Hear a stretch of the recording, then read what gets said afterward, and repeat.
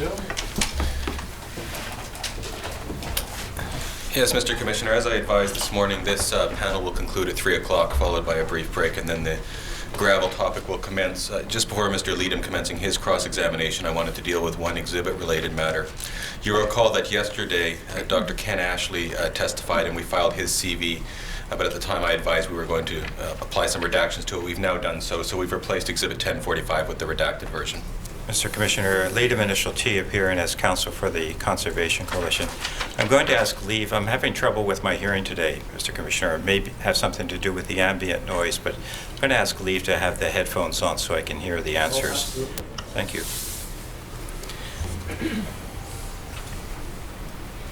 Gentlemen, I act for the environmental community, a group of environmental organizations that you are probably familiar with, such as the David Suzuki Foundation and a number of other related organizations.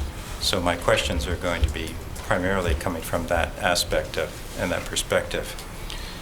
I want to begin by examining some documents with you, and I'm going to ask Mr. Lund to pull up Conservation Coalition document number 13.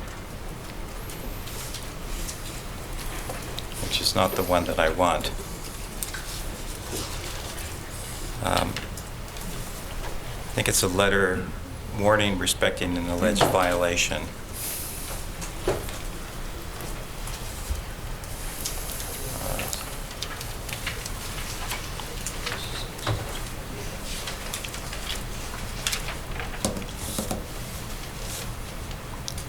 It's tab 10. That's it. Thank you. I'm not sure if I'm off on my number, and if so, I'm going to be off for the rest of the balance of my cross. I apologize. That's right. Thank you. This appears to be a letter dated March 20, 2001, written, as you will see, if you can scroll down to the signature column, from Inspector Nick Russo, who's with the Spills Assessment Biologist, Environment Canada. Is this a document, Mr. Arnott, that would have been prepared in the ordinary course of business of Canada, a piece of correspondence that in all probability was sent by Canada to Mr. Pugh as chairman of the board for the Greater Vancouver Regional District? You'll have to say yes or no. I would imagine so, yes. That's what the letter indicates, yes. All right. Might that be marked as the next exhibit, please? Exhibit 1065. Now, in coming to testify here today, I had asked a number of documents to be placed before you, and this was one of the documents. You were a member of Environment Canada from the year 2000, as I understand it. Is that right? Yes, that's correct. Were you based in the Pacific region at that time? No, I was not. Were you aware of any of the facts and circumstances that led up to this warning being issued? No, I would not have been. And I'll turn to you, Dr. Van Broetzelaar. Were you aware of any of the facts and circumstances? You were working for the GVRD back in 2000, were you not? That's correct. And were you aware of receiving this warning respecting an alleged violation under Section 36.3 of the Fisheries Act? As I recall, I remember a letter having been received. The next document, which should be the very next document from our list,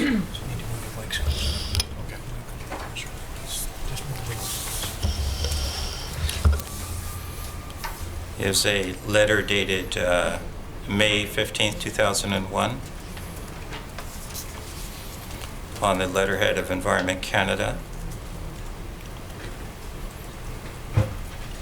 And the writer of that is the Regional Director General for Pacific and Yukon Region, Mr. Fast. Once again, the question to you, Mr. Arnott, this appears to be a letter that was sent in the ordinary course of business by Environment Canada to the City of Vancouver. Is that right? Correct. And turning to you, Dr. Van Broetzelaar, were you aware of this letter on or about the time that it was received and its contents? Can't say that I was. This is a letter to the City of Vancouver. At the time I was working with the Greater Vancouver Regional District. Okay. Were you aware, if we look at the contents of the letter, and the last, the penultimate paragraph says, "We confirm that recent inspections carried out by Environment Canada show that the Iona and Lionsgate treatment plant discharges were not in compliance with the Fisheries Act." Were you aware of that at roughly around that time frame? I believe I recall that some samples were taken, yes. Right. And the position taken by Environment Canada was that there was non-compliance as a result of those samples with respect to the Iona and Lionsgate treatment plant. Is that right?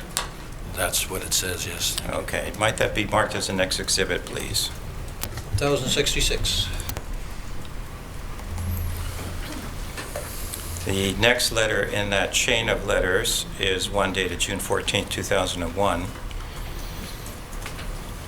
And it's once again on the letterhead of the Environmental Protection Branch, as it was then known, Environment Canada.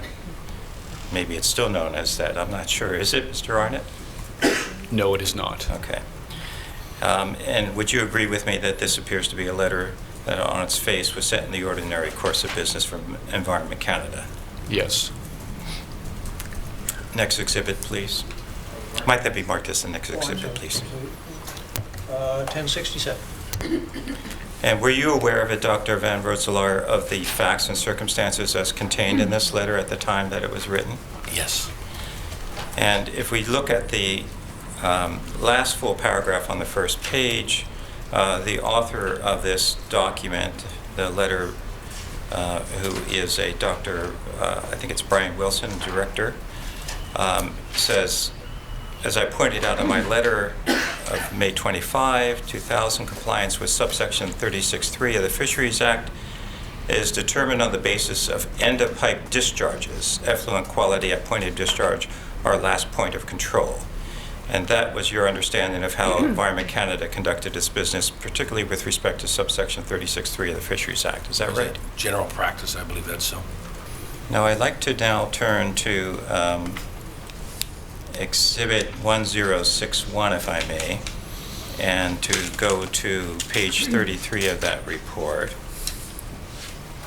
Now, on its head, it appears to be Iona Island Wastewater Treatment Plant 2009 Annual Summary. And Dr. Van Rotselaar, you recognize this document, do you not? In general, yes. Right.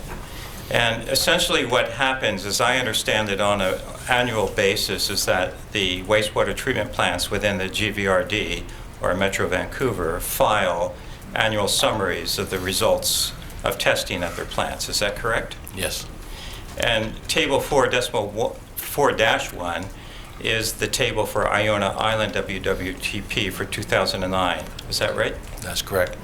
And if we can look down at the, there appears to be two tables, and if we look down at the actual second table there under the heading monitoring parameters, are you with me there, Doctor? Excuse me, can you come again? The second table there, Yes. the one that's now being highlighted, Yes. monitoring parameters, and the second item down, the second row, says toxicity 96-hour LC50 bracket percent V dash or V/V, and that's what is known as the acute lethality test. Is that right? That's correct. And the frequency of testing for Iona is once a month. Is that right? That's correct. The sample type is a grab sample, meaning that a sample is taken from the last filter pull before it's going out the pipe into the Strait of Georgia. Is that right? It's a grab sample from the pipe, yes. Okay. And under the maximum, I find the greater than 100. 100% is what you need to achieve in order to pass. Is that right? That's correct. All right. And the minimum obtained during that year was 67. Is that right? That's what it says, yes. Okay. And you're not disputing that, are you? No. And the average then for the year is less than 94. Is that right? That's correct. All right. So taken on an average then for the year 2009, there's a failure of the toxicity 96-hour LC50 test, the acute lethality test, at various times during the year. Is that right? Of the monthly test taken, that's correct, yes. All right.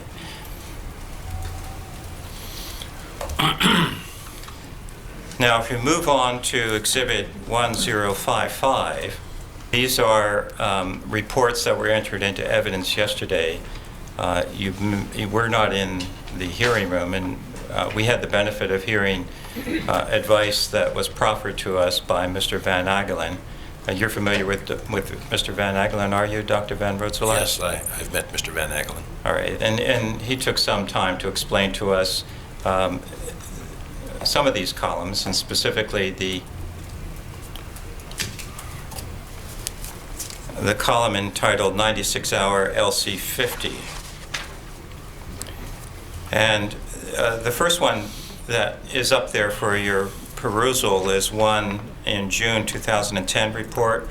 And do you recognize this as a report that is produced by, in this case, Iona Island Wastewater Treatment Plant, and produced and then posted online through the internet? That's correct.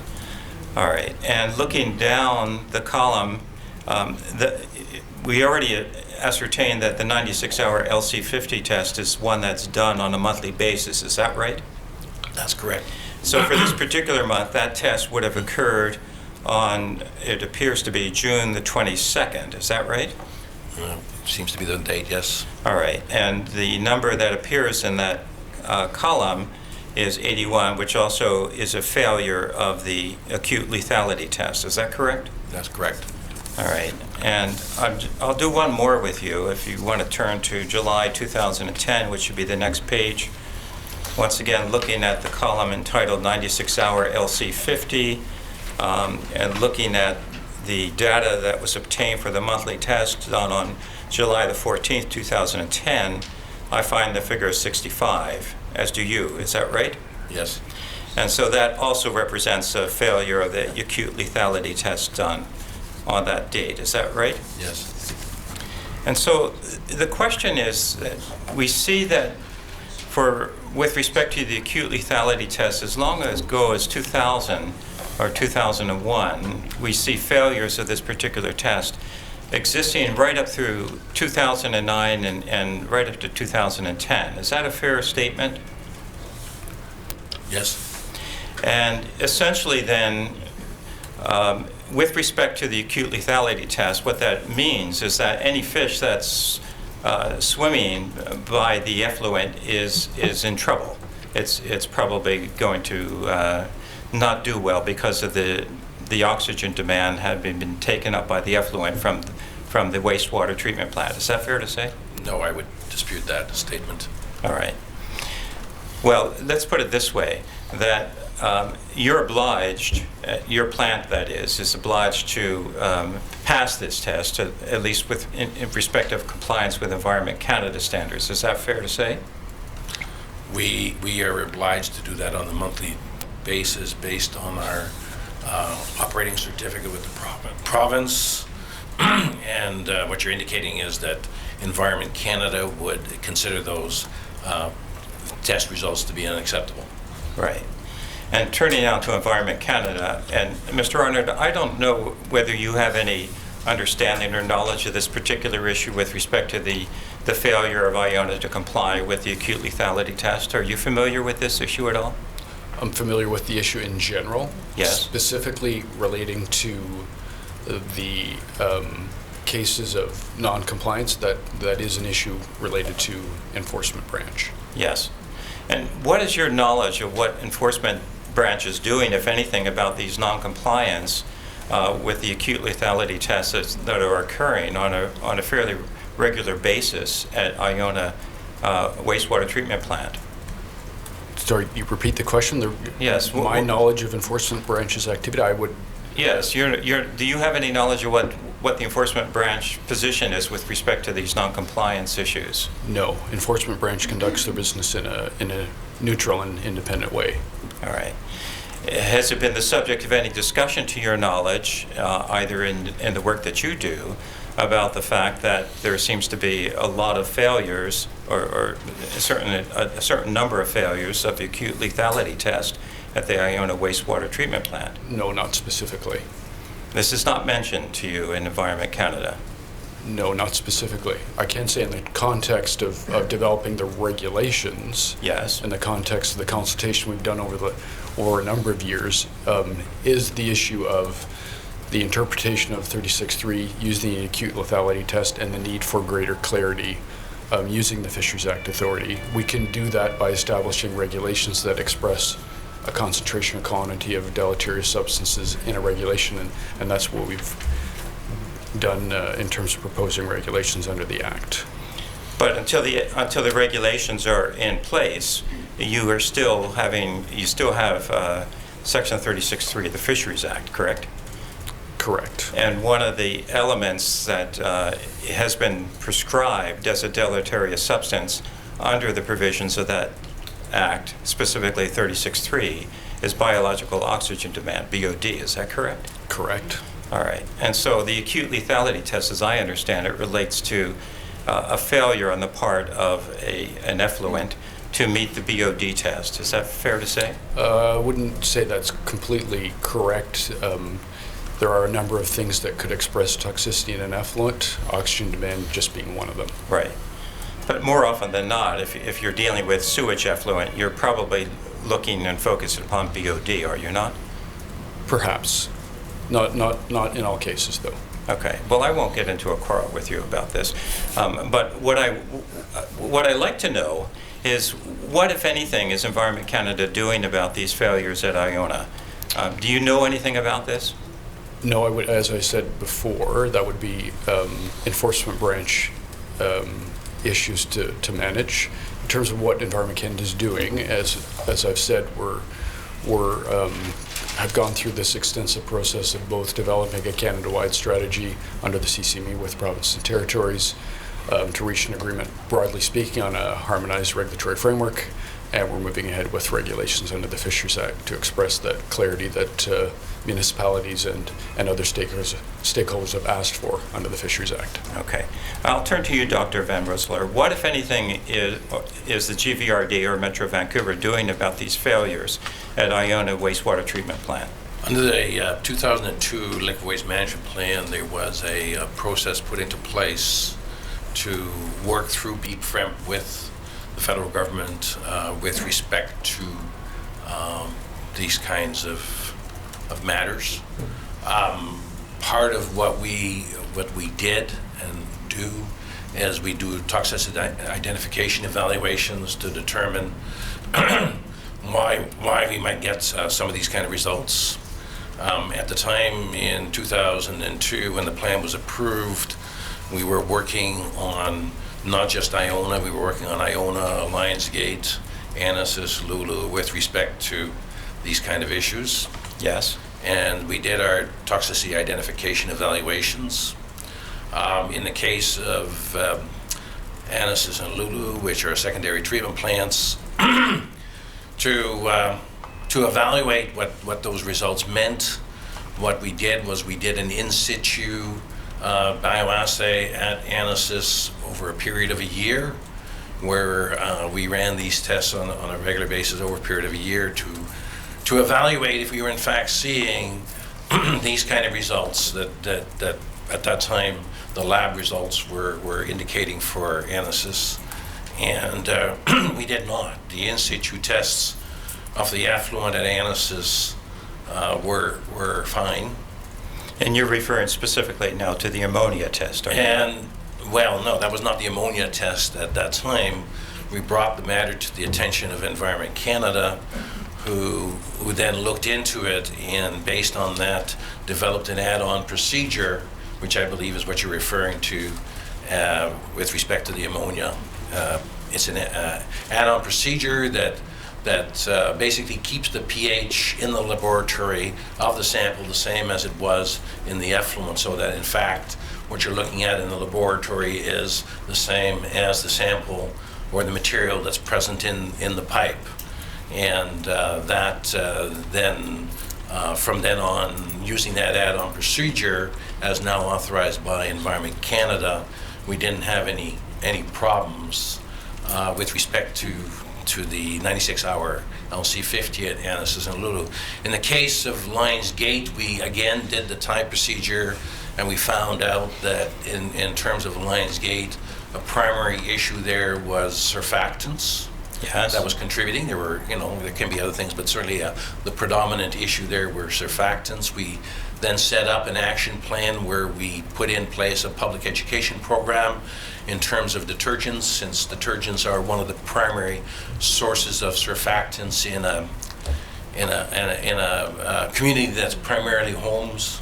That services mostly homes in North Vancouver, West Vancouver. That's correct. And so we actively pursued a program there in terms of saying to people, because of the extremely soft water, the nature of the water in Metro Vancouver, that the instructions that they had on their detergent containers basically indicated dosages of detergent that were far larger than they needed. Consequently they could save money, and they could then also help positively affect the environment and these results in terms of the surfactants. And so we undertook that program, and we have found in the last several years that we don't have that issue at Lions Gate. What about Iona? Did you do TIEs at Iona? Okay, we also did the TIEs at Iona, and we found there that the primary issue that we saw, there are other issues, as Mr. Arnott has pointed out, but a primary issue was the fact that with the microbiological activity in the sample in the lab, that the dissolved oxygen was dropping faster than it was replenished using the oxygen or the air supplementation rate in the test. So consequently, in the laboratory, the fish were unable to survive due to this oxygen, depletion. But they were unable to survive in the effluent that was coming out of the wastewater treatment plant, right? Well, when you say they were unable to survive in the effluent coming out of the wastewater treatment plant, we had an extensive monitoring program in the receiving environment, i.e. around the point of discharge, and we didn't have any issues at that location. So in terms of the receiving environment, that certainly that issue was not reflected. Have you been in some discussions with Environment Canada, enforcement agents and so forth about this issue, and have there been some discussions amongst yourself and members of GVRD and Canada Enforcement around these issues? We have reported our actions, we have reported our efforts over that period of time, starting back in 2002 through the BEEP-FREMP mechanism as indicated in the Liquid Waste Management Plan that was approved at that time. And so those discussions occurred at that table. Isn't it true that the only way that we can really get rid of this problem with acute lethality coming out of the effluent at Iona wastewater treatment plant is to move to a secondary treatment?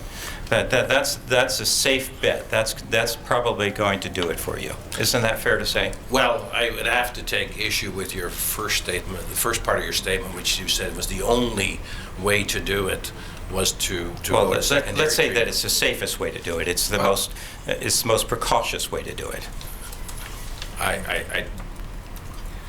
I'm not sure what you mean by that. All right. The safest, most precautious way. Well, let's not quibble about words. Let me just say it plainly then, that if Iona goes to secondary treatment, the prospects of encountering acute lethality tests, the LC50 tests, are lessened as a result of that. I would say that's probably likely, yes.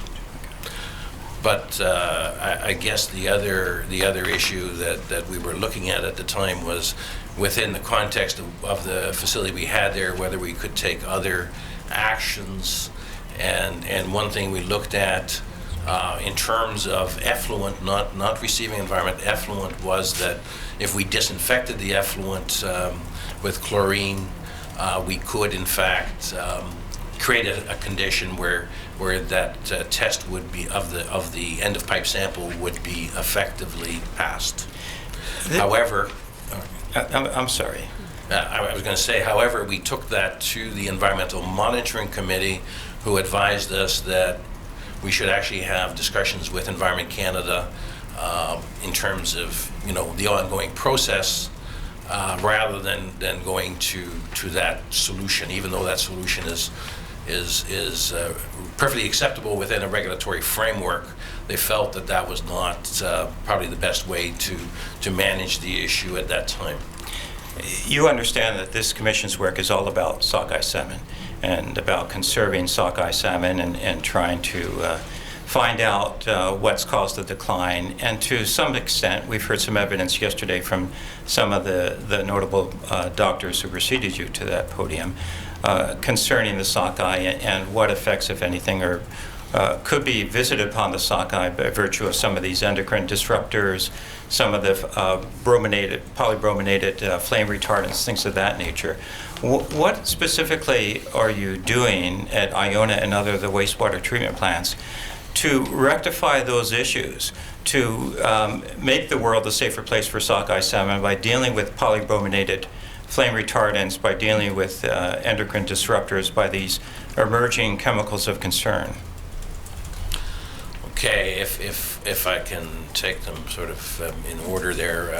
As far as the PBDEs, the flame retardants, this is a substance that does not lend itself well to wastewater treatment plant treatment. And in fact, what we did there, and I believe others did as well, communicated to the federal government that this was a material that, like the PCB material of past, was the kind of material that was best managed by prohibition. And in fact, that has now happened where the federal government has put in that prohibition to come into effect over a period of time, but that action has been taken. So the recognition was there that this was a substance that was not best managed at a wastewater treatment plant location, but best dealt with by prohibition. But before you move off of that, the problem with the PBDEs is that they're persistent and that they tend to biomagnify in trophic levels. Is that right? I think that's correct. I'm not an expert, but certainly I believe that's correct, yes. So even though the problem may be solved by banning these substances, we still are going to see them appear in the environment for some time. Unfortunately, that is so. All right. And I don't want to belabor the point, but essentially, what I'm interested in finding out or arriving at are solutions. And I've heard some evidence this morning from Mr. Arnott about the possible solutions coming by way of these new regulations that are coming into vogue. And the solutions that I seem to be hearing from you, Dr. Van Rootselaar, is that there is some commitment now being made by the board to ramp up and go to at least secondary treatment at Iona Sewage Treatment Plant. Is that right? That's correct. All right. And so that's actually in our liquid waste management plan. When I mentioned that, I referred to our new liquid waste management plan where that is stated. And essentially, as I understand it, I mean, the problem hasn't been one of we lack the technology to deal with some of these issues, but rather we lack the money. I mean, if we had the money, presumably a wastewater treatment plant to the quaternary level might be in place in Iona, right? So it comes down to a question of funding all the time, doesn't it? I would say, and I can't speak on behalf of the board, but I would say that they have certainly expressed that funding was a significant issue for them. Now, in the document, the CCME, and I might ask Commission Counsel to help me with respect to the exhibit number on that document of your brief. I know it's been exhibited. Exhibit 1058. Exhibit 1058. I think that there was some funding information that was presented at pages 7 and 8. I think if you go to page 8, there's actually a table. That's it, table 1. So potential funding mechanisms, and this is rather rough, is it not, Mr. Arnott? It's basically an overview of what to do if you need money, and you're a municipality and you need to find some money for wastewater treatment plants. And essentially, the big item in that table I'm going to suggest to you are the capital costs. Is that right? Yes.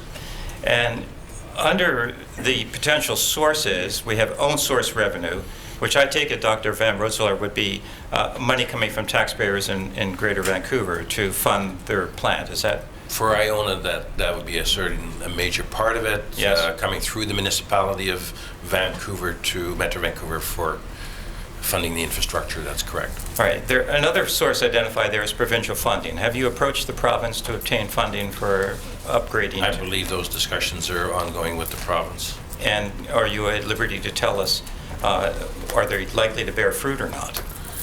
I guess I would refer to the letter from the minister when he approved the liquid waste management plan, the new liquid waste management plan, where he indicates that the upgrades shall proceed not contingent on funding. Right. However, he encourages Metro Vancouver to continue to seek funding from the levels of government, the senior levels of government. All right, and you already indicated that you've approached the federal infrastructure for funding, and those talks are ongoing. Is that right? That was indicated. Mr. Arnott, in fact, recognized that was there. What about this other heading, other innovative funding mechanisms?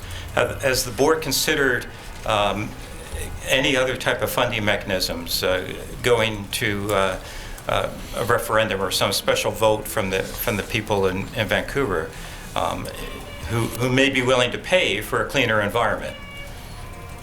I think in either way, I mean, what you're stating is if it's own source revenue or that mechanism you just indicated, in either case, it would have to come from the citizens of Vancouver. Okay. In the interest of time, I'm going to move on to another topic. And I should have said I asked for 2 hours. I got 40 minutes, Mr. Commissioner, so I'm really getting stretched here. I want to go to Exhibit 1048, if I could. And these questions will be to you, Mr. Arnott. This is a memo that was prepared from a number of your DFO scientists in toxicology, Rob McDonald, and Dr. Ross spoke to this.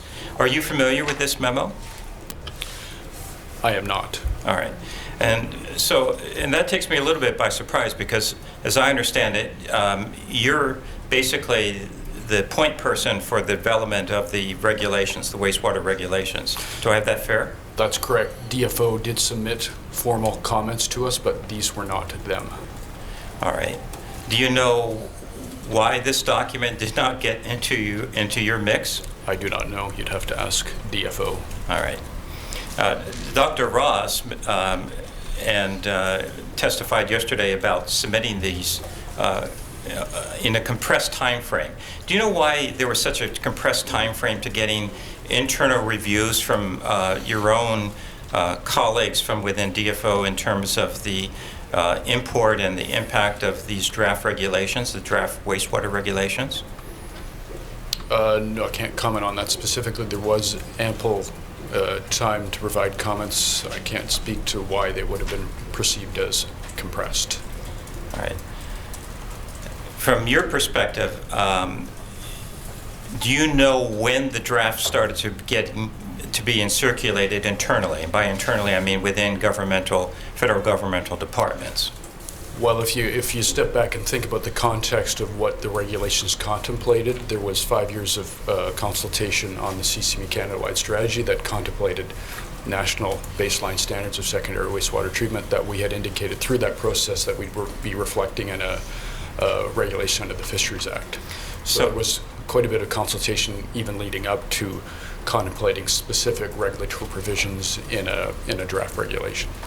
All right, and so that confuses me then, because if you're saying that there's a 5-year lead into the promulgation of the draft regulations, even before they're drafted, why is Environment Canada not talking to DFO in terms of what import or what what kind of review should be done in terms of the DFO scientists having some impact and having some input into this whole drafting exercise. Well, I would say that there was extensive dialogue all the way through the process in terms of input, both on the CCME Canada-wide strategy.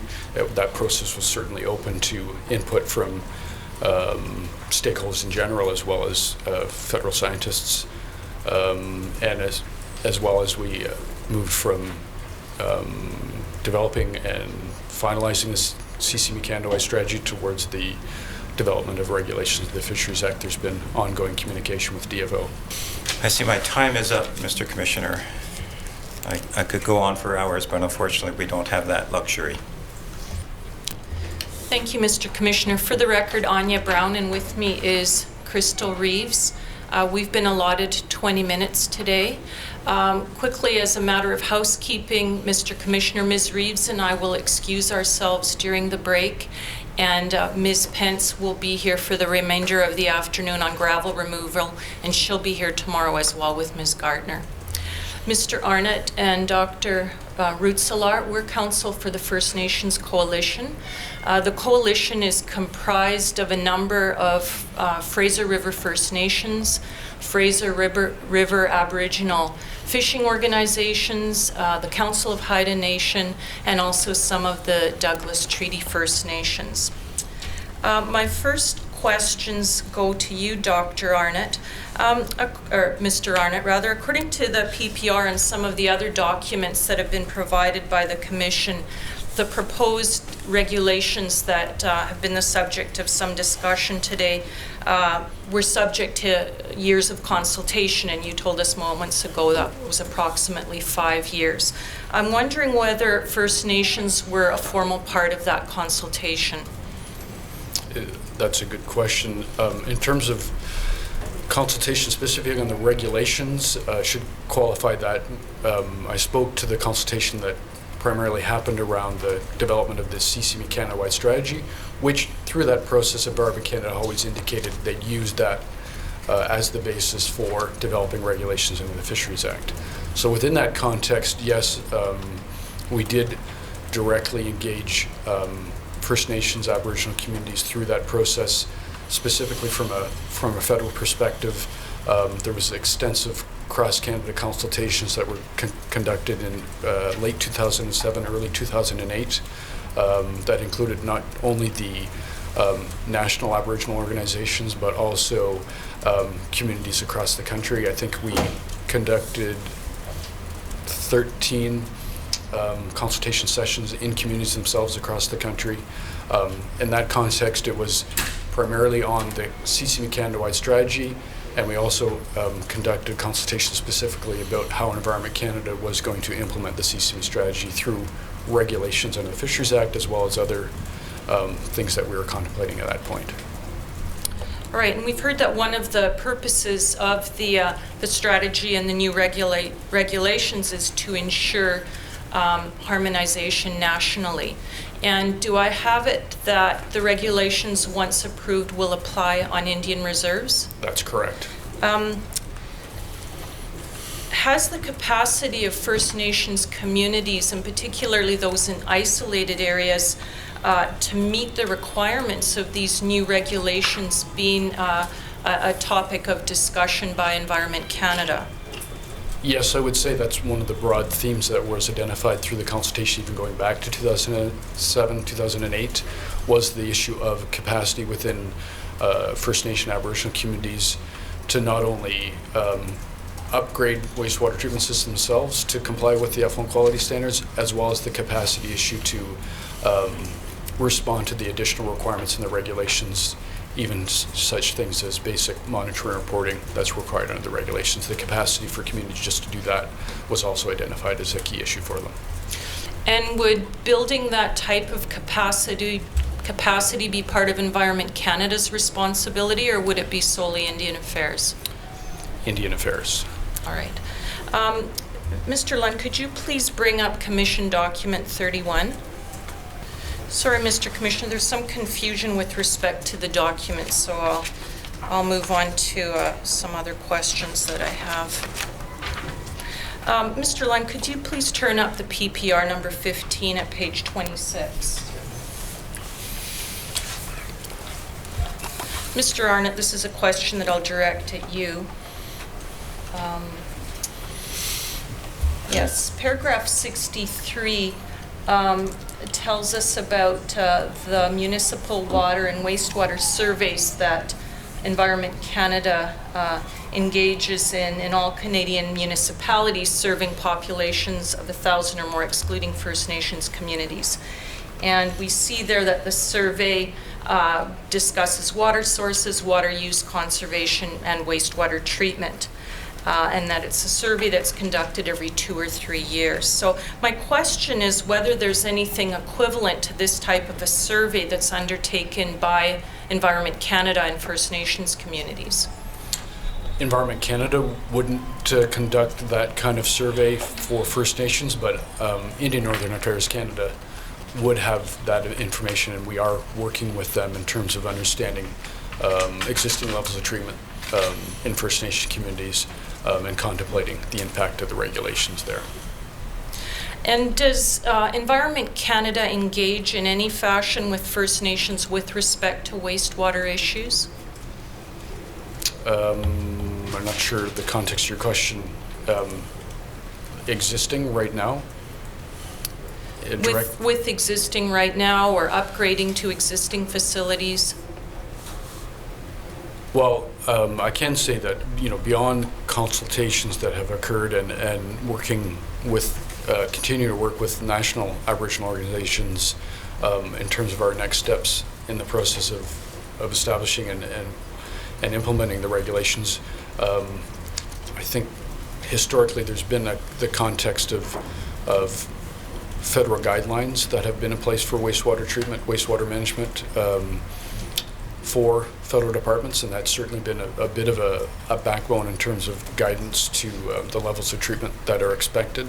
I'm specifically talking about a 1976 federal guideline that's existed, and even within those guidelines, a baseline of secondary wastewater treatment has been provided as guidance to be expected for federal departments. All right, my next question, series of questions rather for you, Dr. Rousselard. Mr. Lund, could you turn up Exhibit 1050, please? So this is, of course, the letter from the minister approving the latest management plan. And if we could go to condition number 10, please, on page 3, which is the list of imposed changes that the minister has attached to the letter and the approval of the management plan. And condition 10 requires Metro Vancouver to continue to consult with First Nations during the implementation of the plan. It says in particular engaging as appropriate with First Nations likely to be impacted. As part of the work that you do, Dr.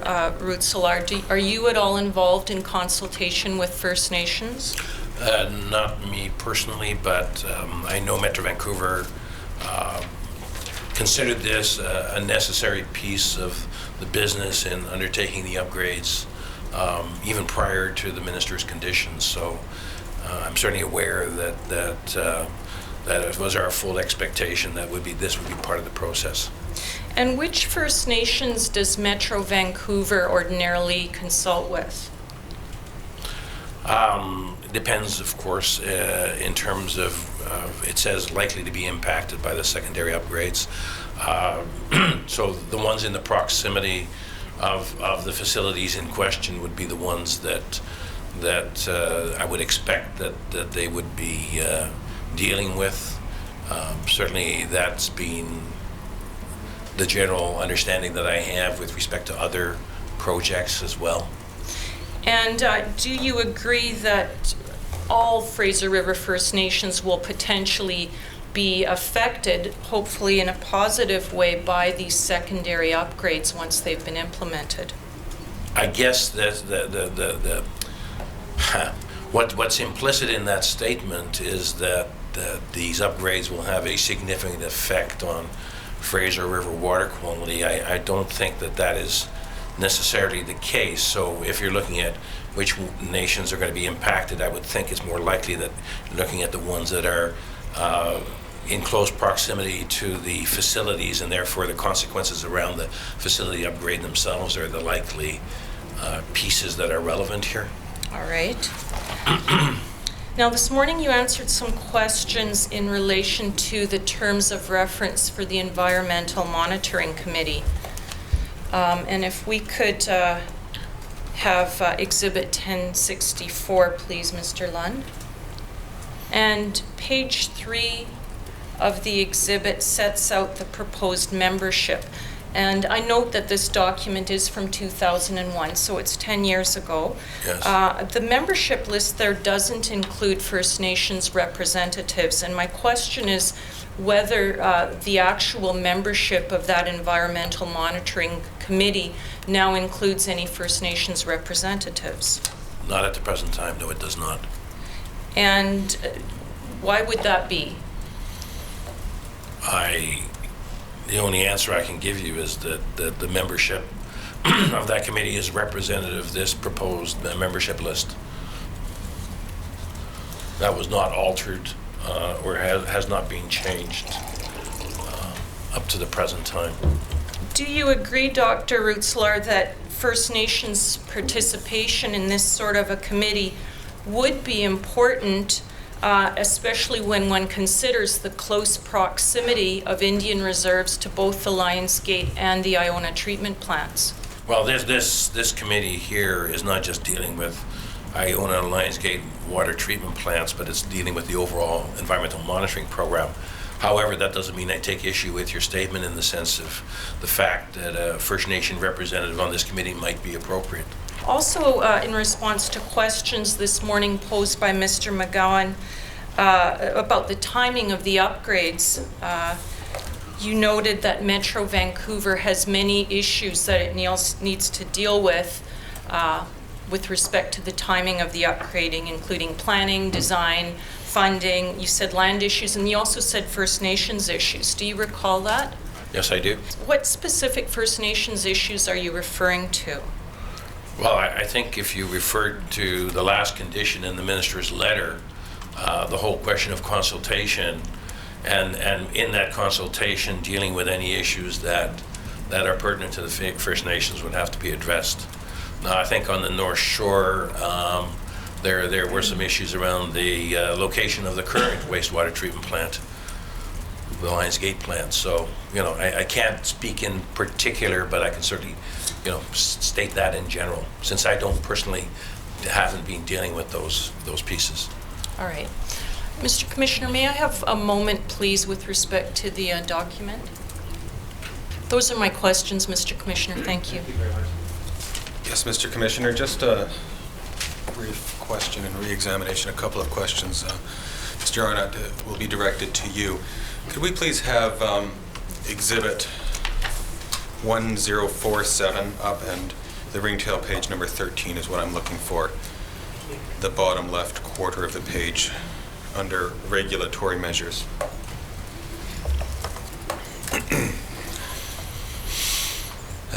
Mr. Arnott, you recall being taken to this section of the RIAS by Council for Canada? Yes. Okay. And I'm just going to read you the first sentence there. Regulations were considered to be the best option for achieving the objective of reducing the risks to ecosystem health, fisheries resources, and human health posed by wastewater effluent. Is that statement in part an acknowledgement of Canada's obligation to protect fisheries resources? I would say that it reflects the authority you have under the Fisheries Act, yes. It is Canada who's vested with the responsibility and the jurisdiction to protect fisheries resources, correct? Correct. Okay. And that, of course, includes Fraser Sockeye, which is the subject matter of this inquiry. Correct. In the crafting of the regulations, Canada could, if it saw fit, prescribe higher levels of treatment requirements for particularly sensitive or important receiving environments, could it not? It could. We had some scientists here yesterday, a couple of whom gave evidence about the benefits of higher, more advanced treatments to marine life, and specifically sockeye. You've heard today the witness from Metro Vancouver give evidence that the plan for at least one of the treatment facilities is to go to secondary, and at least part of the explanation for that is that's what's required. That's what Canada has told us the level that we have to go to is. Given that state of affairs,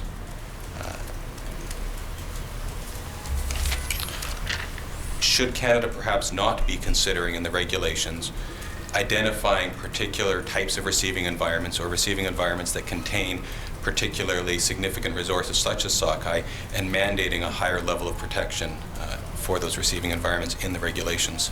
I'm not sure if I followed your question. Should Canada contemplate a different structure in the regulation for particular receiving environments? Yes. Is that generally your question? Yes. That's certainly been an issue that we've heard through consultation. In terms of the construct of the CCME Canada-wide strategy, the broad outcomes of achieving secondary wastewater treatment in itself, in our view, has a significant outcome, not just on reducing pollutants in general from no treatment or just primary treatment to secondary treatment.